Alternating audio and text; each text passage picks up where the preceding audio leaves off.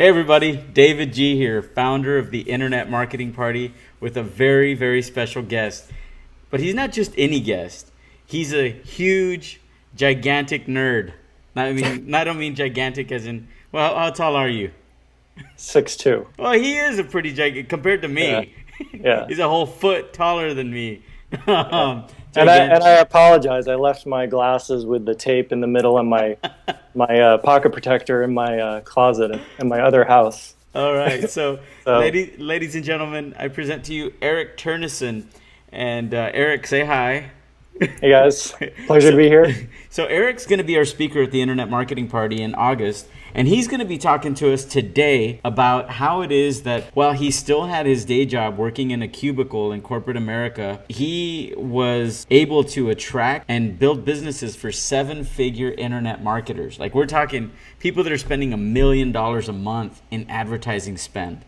So I thought to myself, how in the hell is it that there's people out there on the Warrior forums and going to all these, spending $2,000 for events? And I've been in this industry for a long time, and I know a lot of people who are spending a lot of money trying to figure out how to get their first customer at $27. I mean, they're a newbie customer. So I want to know, how in the hell is it that you were able to attract, some of these names I know. I mean, we're talking about big, giant customers, people that have been on our stage that are big name gurus that have millions and millions of followers. So before we unleash you to the Internet Marketing Party crowd, I want to tell everybody how I met Eric.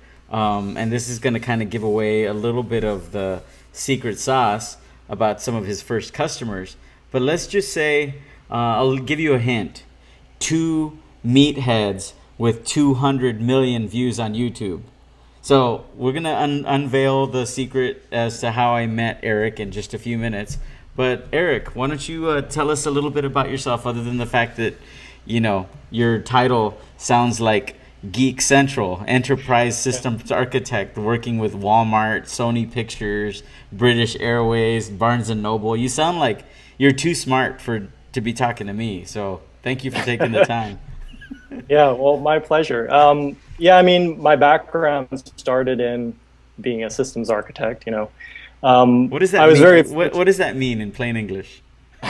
It means if you're gonna go build a car, you want to do it intelligently and not just try and like pick disparate pieces off the shelves and trying to throw it together. I mean, you can do that, but an architect, the difference between an architect and a developer is somebody who thinks about the future. A developer will just get it working today, but not necessarily concern themselves what happens 3 years from now. But an architect is responsible for making sure things have a lifespan and can also handle load. Wow. Yeah, Well, that's yeah. intense. I mean, how can and I want to make sure we don't lose people that are just getting started or who are struggling to get started. And that's why I wanted to ask you, most importantly, how in the heck is it that you were able to attract and help build companies that were doing, $1 million a month ad spends? Well, because probably for the same reason you just like had to take a deep breath after I explained that to you, is because the things that I focus on are the things that people don't want to focus on but know they need to. So I kind of naturally fill a hole in what people need to do but don't want to do. So that's why I think people are attracted to me, because I'm willing to do it, and I'm also not just technical. I deal with business analysis as well. So it's hard to find that combination sometimes. Well, that's really interesting because the business that you've created has to do with a tiny little rodent. It's Yeah, got to do with the mouse.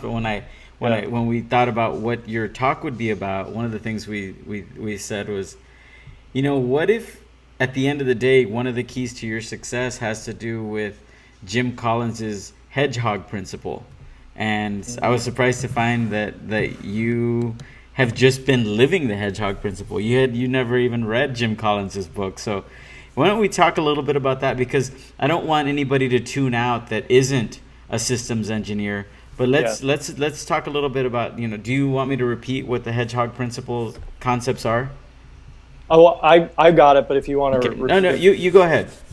Um, Well, yeah, and I agree with you totally. Like, we definitely don't want to lose people. The thing is, you know, I'm a systems engineer. I talk that way, but when I deal with my clients, like, we don't talk about systems engineering. Like, I don't get on a call with some of my larger customers and start being like, this is how the code works and blah, blah, blah. Like, we talk about what do you want to accomplish in your business? What are your biggest challenges right now, technology speaking? And then I go off in my own mind and I figure out a solution to that. And then I come back and I say, this is how we're going to do it. So the interface never really touches to the other party, you know? So it's almost like going to get, a very technical surgery. Your surgeon just needs to know about your lifestyle, your habits, Right. Your general health, and then they go out and they figure out the solution. You don't need to know how they did it. You just walk out of the operating room healthy again. Right, exactly. So going back to your point about the hedgehog principle, so basically, yeah, I mean, without even knowing what that was, like I made that distinction early in my career because in technology, it's so easy to get sucked in and think you like need to know like 40 different technologies because everything moves so fast in the technological world. But very early on, I decided to specialize and I focused on one particular technology and being good at that one technology. And that's how I got my contracting jobs with, Sony Pictures and British Airways and Barnes and Noble.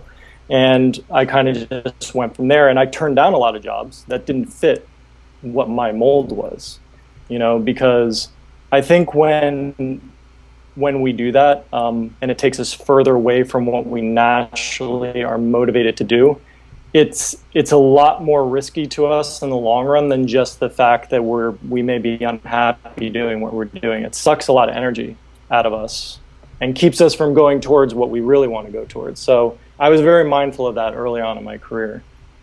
That's interesting because I'm a big fan of Warren Buffett's principles and his philosophies, and he talks a lot about that, how at the end of the day, it sounds kind of weird, but he says he just got lucky. Yeah. He got lucky that what he's really good at happens to be what he loves to do, which happens to be very, very profitable, which is the perfect blend of your natural passions, what pays the bill, what makes money, and what you're skilled at, what you know how to do and can be the best in the world at, like better than anybody. And, with some of the clients you have, it's pretty apparent to me that you're either are or are on track to being the best in the world at building a membership platform that's scalable. And I think a lot of it for me has to do with, I would chalk it up to luck too. And I forget whose definition it was, but somebody defined luck as just when opportunity meets preparedness, Yeah. And I feel like that's what happened for me because I didn't set out to do any of this. Like you were talking about earlier, people are on warrior forums, like working really hard. Like I never set out to start a business. And I was just doing it for myself. I was going to do an info marketing product actually on online dating.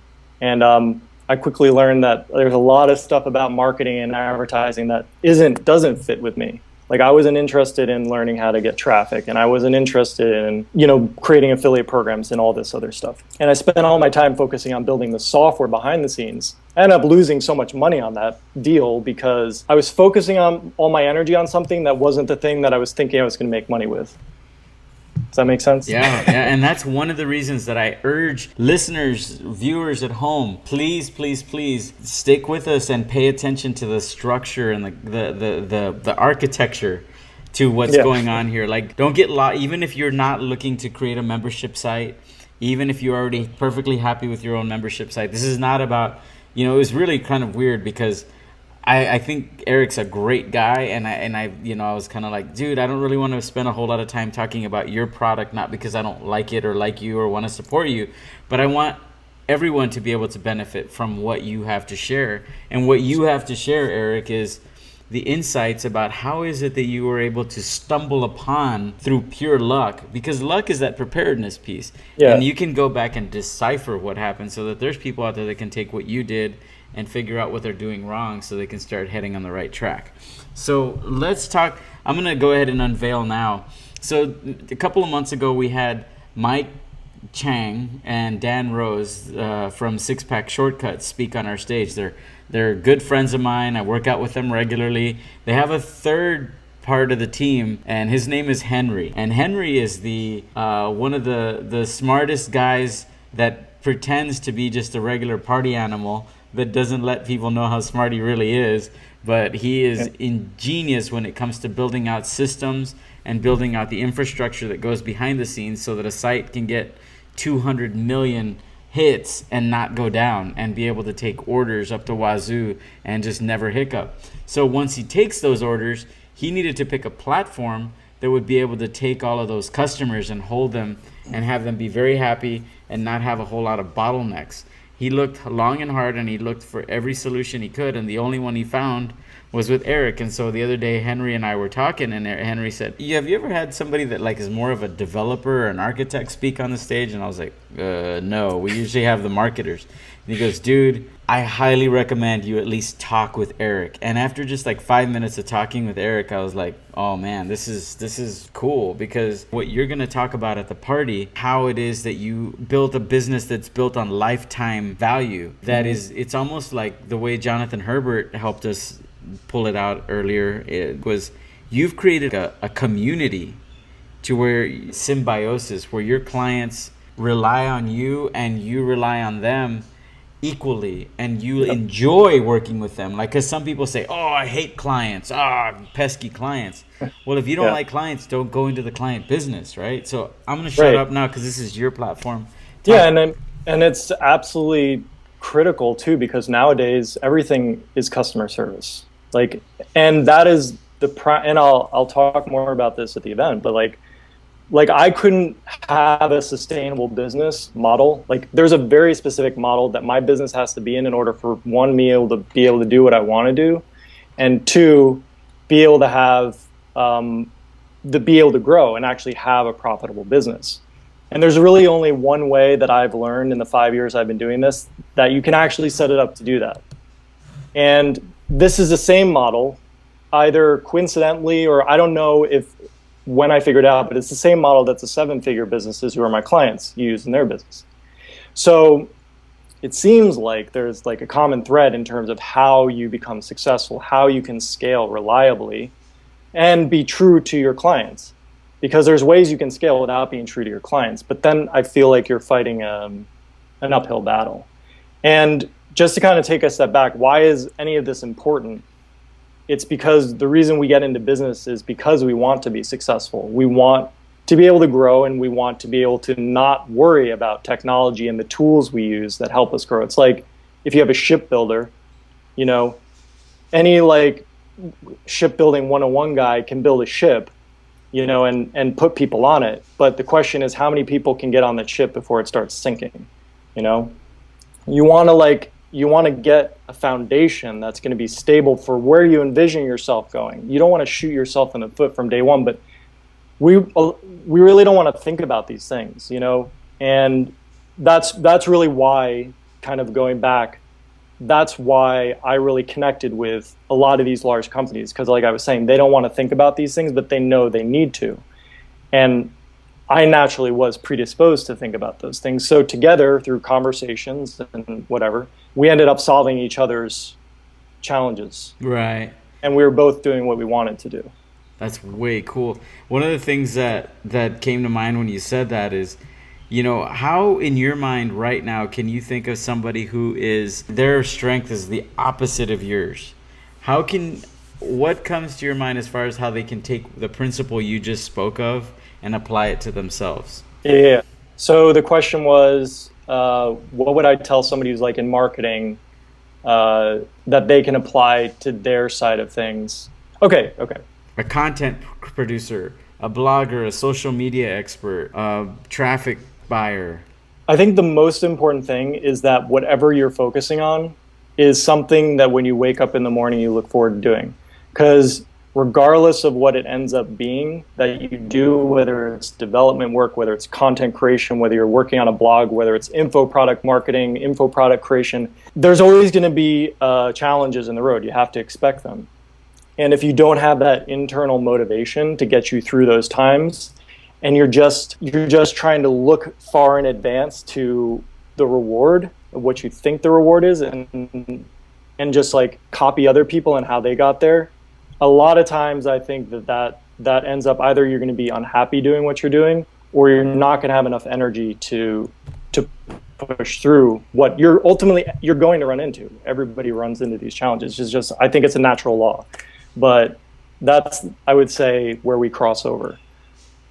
Right. Yeah, that's beautiful. That's awesome, because it's like, why go down, if I want to drive from here to San Diego and I only have enough money for one tank of gas, don't even try it. Right. Yeah. Exactly. And I have the dream of being on the beach and hanging out with all the other people in San Diego. It's not even worth it. Like, and then I'm just going to get discouraged. And awesome.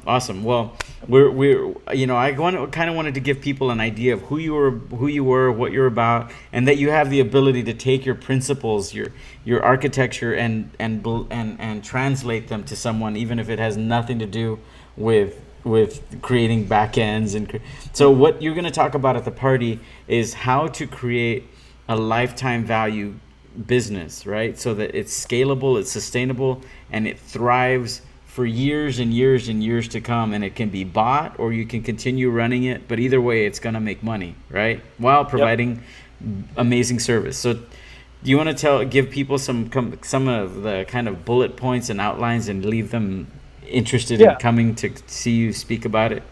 So in my mind, I've kind of broken down why seven-figure businesses are successful into three things. And those are the things that I'm going to talk about. And the first one is plan for success. The second one is the importance of lifetime customer value. And the third one is the importance of customer happiness, like making sure your customers are happy. And I'm going to break down each one of these into kind of like a philosophical reason why they're important, and also like a pseudo-technical approach. Because I'm not going to base this on my platform, the thing that I've built, because the rules of what drives these things are generic. They're conceptual. So you don't need a particular technology in order to solve these. But these are the things that I find in recognizing the patterns from the customers that I've dealt with, in what consistently makes people successful, or what tools they need to have in place to become successful. So that's the outline of what I plan to talk about. Awesome. And so what people will walk away with is a conceptual framework on how to build a business that is likely to become a seven-figure business. If it's not already, how it's likely to scale and sustain that level of growth. Yeah, and the beautiful thing about these pieces is they're not, I think I'm going to say this correctly, they're not mutually exclusive, meaning like you don't have to have them all, like the stars don't have to align. Like I'm going to list out like probably 20 different things. But if you take one of them, that one thing can get you closer. It's not like you have to do all of them, right? Gotcha. Each one of them in their own right is a valuable strategy. It's just that I like to think that a seven-figure business, it's like a Zen philosophy with water, right? Like Zen philosophy says you can't grab water, but you can create a container to hold it. And if you have a container to hold it, the bigger the container, the more water it can hold. So it's the same, I think, with a seven-figure business. It's more about creating the right environment to encourage all this money to come to you. And the more nicely you furnish your home, the more money is going to come and like live in your home. You know what I'm saying? I love it, man. Yeah, so like each one of the things I'm going to talk about is like an ornament that you can put in your home. You don't need to do all of them, but if you do all of them, that's what the seven-figure businesses do. Very cool. Very cool. So this is something for everybody from a beginner, because it's how they can plan and orchestrate things so that they attract that kind of business. And it's for people that are already doing well, because there's probably pieces and ornaments of their home that they have now that aren't going to be as sustainable. Exactly. And scalable. Perfect. Very good stuff. Well, I am very, very happy with this pre-interview. Frankly, I was a little bit worried that it might be a little too technical, or, Well, I can definitely stray into my own world, so I have to keep in mind. So I'm glad we were able to balance it out. Awesome. Well, good stuff. We'll see everybody at the party, which will be the third Thursday of the month this August. So it'll be Thursday, August the 15th. And we're also changing our location this month. We're going to be at Haven. It's less than half a block away from where we normally do it. They're on Colorado Avenue. And Eric's going to be bringing his A game and sharing with you how to build a 7-figure business or scale what you already have. And so big thanks to Henry from Six Pack Shortcuts for making the introduction. And the Six Pack Shortcuts uses your tools. So it's obviously a powerful thing. So we look forward to, thank you for your time today. Thank you for flying. You're flying in all the way from Portland, Oregon. You're going to bring the co-stars from Portlandia with you. And I'm just kidding about that part. We might have people showing up. I've made jokes before, and people are like, "Hey, where's that one thing you promised on the video?" So I'm kidding about that last part. But anyway, Eric, thank you so much for your time today. Any parting words before we say sayonara? No, sayonara is a good one.